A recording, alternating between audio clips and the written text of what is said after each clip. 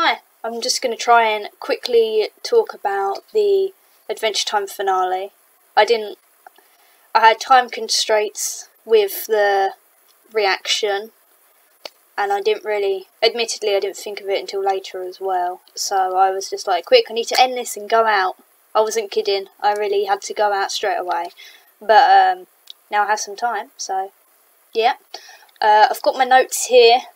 Straight away I was a bit worried because it started, and then I was like, is this either going to be like another universe or like sort of thing, because you know Adventure Time's been doing this sort of weird multiverse thing, which I like, and I'm doing thumbs up, and or it was going to be in the future, and then this was confirmed when we saw all of these like bits, and then we see Finn's arm, which is a death note, and I was making weird noises because I was concerned, because my boy's dead.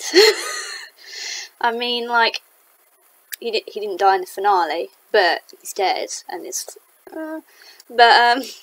yeah, so then it's just like, oh, so we found an arm, and skipping ahead, they go to see the King of Oo, and I was like, oh, please don't let it be the wax candle man. And no, it was BMO. And I love that BMO is this presence, this mythical presence of legend in this post-Gun War Oo, and I love BMO, and they were just like great way to lead into the telling of the story. I think that was a pretty natural thing that made sense to me. Notes.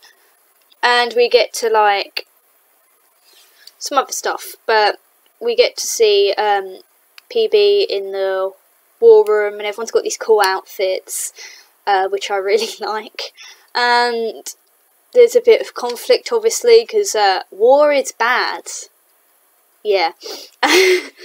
And everyone's talking about it, and then of course Betty uses Marja and I guess normal magic man,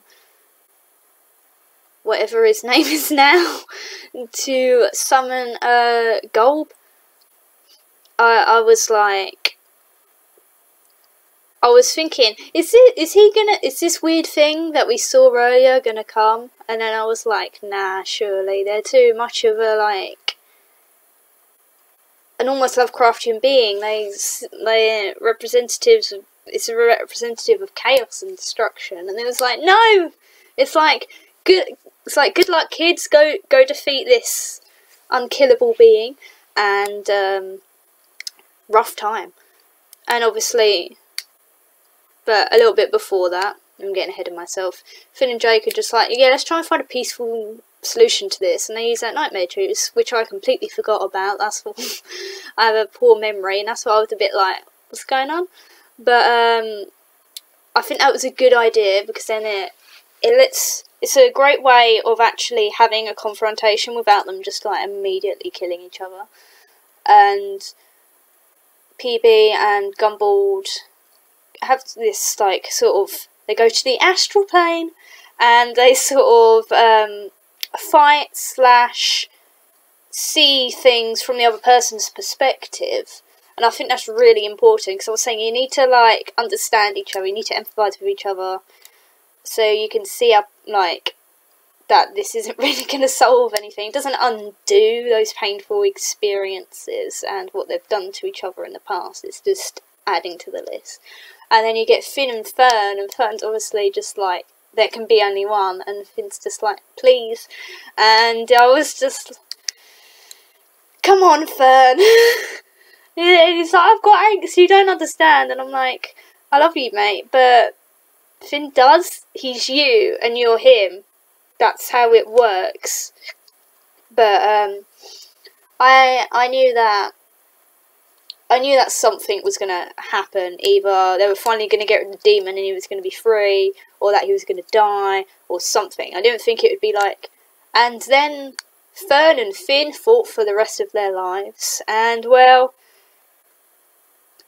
Fern's life didn't last very long after that, because he took out the grass demon. It was a really happy moment, and then, like, he just...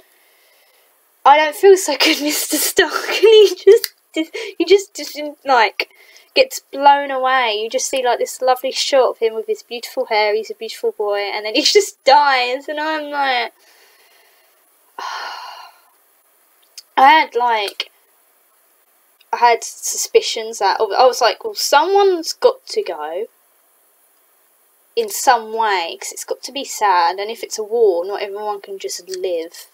That's the nature of things. But I was just like, it's like, you can still expect something quite sad to happen, and then like be, oh wow, they actually did that, and be a bit sad. And yeah, but I'm glad that he didn't just, and he's dead. It's like he has sort of this thing he leaves behind, and I'll get back to that in a bit. But you also get a couple of bits, but